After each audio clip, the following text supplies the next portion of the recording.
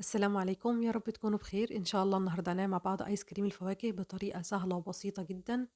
آيس كريم كريمي بجد وطعمه روعة، بجد من أحلى وأسهل الآيس كريم اللي هتعملوه بطريقة سهلة وبسيطة، وبجد في دقايق هتكوني عاملاه.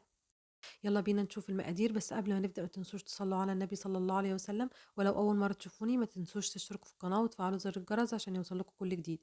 ولو عجبكم الفيديو ما تنسوش اللايك، لإن بجد اللايك بتاعكم بيفرحني جدًا. يالّا بينا نسمي الله ونبدأ على طول. أول حاجة معايا نُص كيلو من المانجا، ده كانت مانجا أنا مفرّزاها في الفريزر ومقطّعاها لمكعبات، نُص كيلو هابدأ أضيفها على طول في الخلاط. أنا هنا استخدمت الخلاط علشان خاطر متوفر في كل بيت، لكن طبعًا لو عندِك كَبّة هتكون أحسن وأسهل كمان ليكِ. ضِفت عليهم نُص كوباية من اللبن الأول وهابدأ أخلطهم، ولازم اللبن يكون ساقع من التلاجة، وطبعًا المانجا متلجة معانا، وزي ما أنتم شايفين كده لازم كل شوية نقلّب في الخلاط بالمعلقة عشان نساعد الخليط إنه يختلط بسرعة.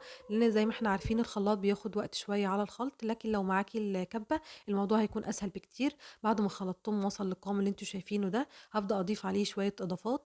الإضافات دي هتخلّيه كريمي أكتر. هاضيف عليه 3 معالق كبار من الكريم شانتيه الخام، 3 معالق كبار ومليانين كده زي ما أنتم شايفين معايا. ده بودر خام مش عليه أي سكر، وكمان هاضيف معلقة واحدة مليانة من السكر البودر، وبعد كده هارجع أشوف إذا كان محتاج والّا لأ، لأن المانجا بتاعتي كانت مسكرة.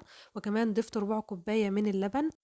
وعايزة أقول لِك كمان لو أنتِ هتستخدمي الكبة ما تضيفيش الربع كوباية من اللبن، لإن الكبة هتسهّل معاكِ الخلط ومش هتحتاجي سوائل أكتر، لكن أنا اضطريت أضيف ربع كوباية من اللبن عشان الخلاط معايا ما كانش عاوز يختلط كويس. وزي ما أنتم شايفين كده أنا كل شوية باقلّبه بالمعلقة عشان يختلط أكتر، لكن لو معاكِ الكبة الموضوع هيكون أسهل ومش هتستخدمي أكتر من نُص كوباية من اللبن ويمكن كمان أقل، لإن كل ما كان القوام كريمي كل ما كان أحلى. وعايزة أقول لِك كمان إن الكريم شانتيه بيخلّيه كريمي بطريقة رهيبة، وكمان السكر البودر بيدّيه مَطّة حلوة أوي. بعد ما خلطته كويس جدًا، هابدأ أفضّيه في أي علبة من علب التلاجة زي ما أنتم شايفين كده، وأسوي السطح بتاعه، وبعد كده هابدأ أقفل عليه بغطا محكم وأدخّله الفريزر.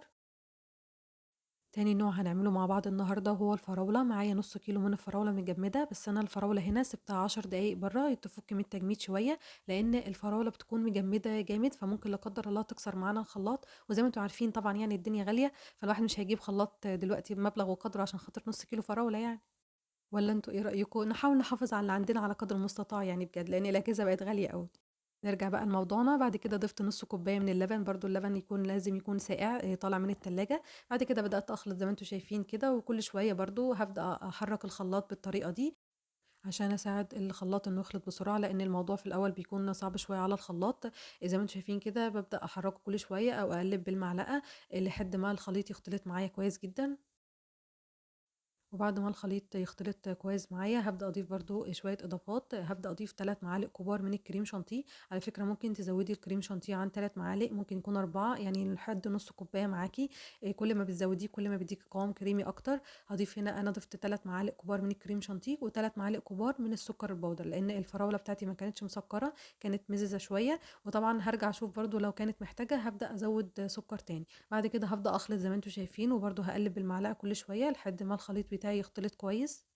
وطبعًا أنا ضِفت كمان ربع كوباية من اللبن الساقع عشان الخليط يختلط معايا أسرع في الخلاط. وزي ما قُلت لكم لو في الكبة ممكن ما تحتاجيش الربع كوباية دي. بعد كده هابدأ أضيفه في علبة تلاجة وأسوي السطح كويس جدًا، أغطيه بغطا محكم وأدخّله الفريزر. هنا الآيس كريم بعد ما قعد ليلة كاملة في الفريزر، يعني من بالليل للصبح، لكن مش شرط طبعًا يقعد معاكِ برضه نفس المدة. يعني ممكن كافي حوالي 6 ساعات، 5، 6 ساعات هيكونوا كافيين أوي إن الآيس كريم معاكِ يجمد. وزي ما أنتم شايفين قد إيه القوام كريمي، بجد المانجا كان قوامها كريمي بطريقة رهيبة. من أحلى وأسهل أنواع الآيس كريم اللي هتعملوها، آيس كريم المانجا، كمان ما بياخدش مجهود جامد في الخلاط، بالعكس بيختلط بسرعة وبيطلع طعمه تحفة. أنا باطلّع الآيس كريم من الفريزر واسيبه حوالي 10 دقايق برّه كده يهدى من حرارة الفريزر، وبعد كده أبدأ أستخدمه. هنا الآيس كريم الفراولة، الآيس كريم فراولة كان جامد أكتر من الآيس كريم المانجا. وكمان عايزة أقول لِك على خطوة لو حابة تعمليها، إنِّك بعد ما تضيفي الآيس كريم في الأول وتدخّليه الفريزر مدة ساعتين 3، يعني يكون نُص تجميدة، يُفضّل إنِّك تبدئي تضربيه بالهاند بلندر أو حتى في الخلاط، بيدّيكِ قوام كريمي أكتر خاصةً في آيس كريم الفراولة. لكن آيس كريم المانجا مش محتاج الخطوة دي، والخطوة دي اختياري، لو مش حابة تعمليها عادي ما تعمليهاش. ده أحلى وألذ وأسهل آيس كريم ممكن تعملوه، بجد في دقايق هتعمليه وتخلّصيه، بجد مش هياخد منِّك وقت خالص. وخاصةً كمان لو مستخدمة الكبة، الموضوع مش هياخد منِّك وقت ولا مجهود، بجد يا جماعة نتيجته روعة جدًا وطعمه أحلى بمليون مرّة من برّه بدون أي منكهات صناعية، أنتِ لو حابة تزوّدي اللون أكتر ممكن تضيفي لون طعام عادي زي ما أنتِ عاوزة، بس أنا هنا حبيته يكون باللون الطبيعي، طعمه روعة وكريمي بطريقة رهيبة، بجد آيس كريم المانجا كمان حاجة كده تحفة، أنا عايزة أقول لكم أساسًا المانجا وأنتم بتضربوها ممكن تاكلوها أساسًا من كتر حلاوتها، كمان ممكن تضيفوه في كوبايات زي دي وتبدأوا برضه تاكلوها.